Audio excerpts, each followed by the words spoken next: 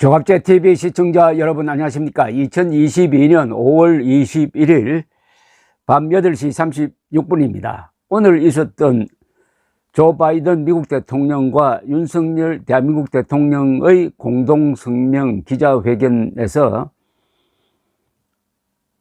두 개가 지워졌습니다. 하나는 4.27 판문점 선언, 또 하나는 싱가포르 합의가 지워졌습니다. 통쾌합니다. 4.27 판문점 선언은 2018년 4월 27일 김정은과 문재인이 판문점에서 만나가지고 한반도 비핵화에 합의했다고 국민들을 속이고 세계를 속였습니다. 그 내용 자체가 완전한 사기문서입니다.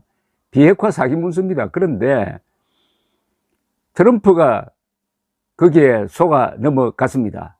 트럼프는 한국 측으로부터 김정은이가 핵을 폐기하겠다는 결심을 했다. 그리고 트럼프 대통령을 만나고 싶어 한다고 하니까 그 제안을 덥석 받았습니다. 그래서 2018년 6월 12일 싱가포르에서 김정은과 만났습니다. 거기서 싱가포르 선언이 나왔어요. 그 선언 또한 4.27 선언, 즉 비핵화 사기극 문서의 재판이었습니다. 거기에는 북한의 비핵화란 말 자체가 없습니다. 한반도의 비핵화입니다. 한반도의 비핵화는 북한식으로 해석을 하면은 한미동맹 해체를 의미하는 겁니다.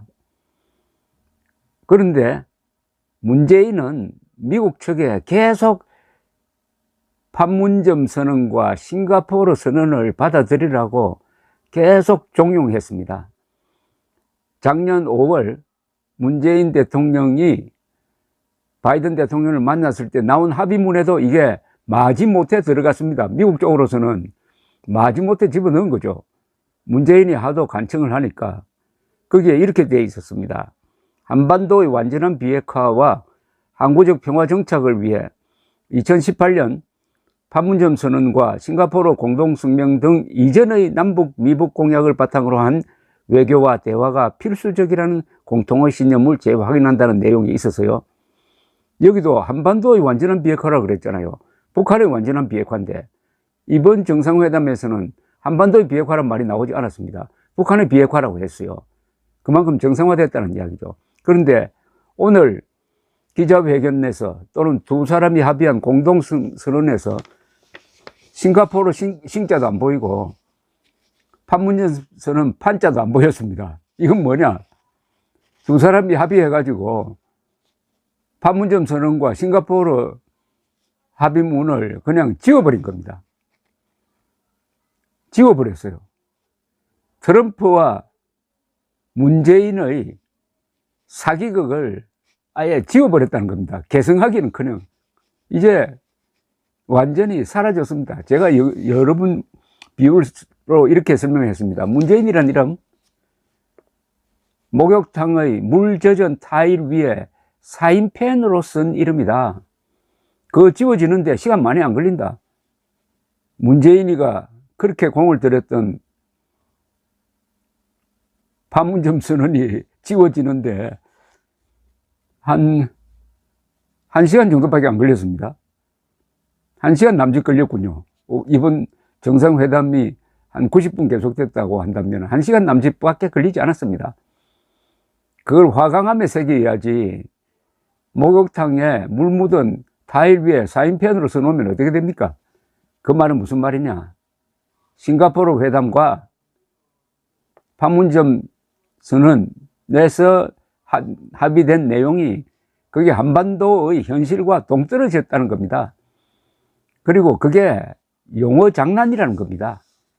그게 세계를 속이고 국민을 속여서 북한이 계속 핵 개발, 핵 능력을 증강시킬 수 있는 시간을 주고 그걸 빌미로 해가지고 문재인은 가짜 평화쇼를 펼쳐가지고 민주당 정권을 계속 연장해 먹겠다는 그런 사기였습니다. 그 사기가 들통났지만은 권력을 갖고 있으니까 그걸 바로잡을 수가 없잖아요. 그런데 지난 3월 9일 우리 국민들이 윤석열을 선택을 함으로써 사실상 윤석열 대통령에게 한반도 비핵화 사기극 이제 그만해라 라는 명령을 내린 거죠. 그걸 윤석열 대통령이 충실하게 집행을 했고, 바이든 대통령도 그렇게 생각하고 있었죠. 바이든 대통령은 트럼프가 사기친다는 걸 잘 알고 있었습니다. 그래서 계속 바이든은 2020년 선거운동 기간 중에 김정은을 어떻게 만졌느냐, 김정은은 히틀러 같은 자다, 그 마피아 보스 같은 자를 어떻게 만나고 그걸 뭘 자랑이라고 하느냐라고 아주 직격탄을 날렸습니다. 그런데 한국의 자칭 우파 중에 멍청한 우파들이 그때 무슨 짓을 했습니까? 바이든이 압도적으로 당선됐는데도 트럼프가 억울하게 부정선거로 졌다고 하니까 트럼프 말이 맞다면서 바이든을 그렇게 저주를 했습니다. 바이든이 대통령이 되면은 중국에 끌려갈 것이다, 북한에 끌려갈 것이다, 이런 식으로 모함을 하던 자들이, 그 음모론자들이 아직도 유튜브를 계속하고 있습니다. 참, 그 음모론자들이 주로 4.15 부정선거 음모론자들입니다.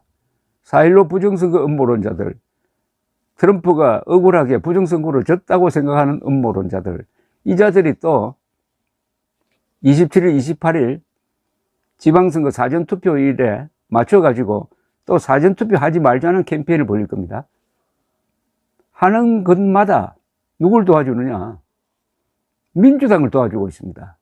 민주당. 사전투표 하지 말자는 운동을 벌이는 자들은 이재명을 이미 도왔고, 이번에도 민주당을 도와줄 것이라고 생각합니다. 어쨌든, 한미 관계가 오늘부로 정상화되었습니다.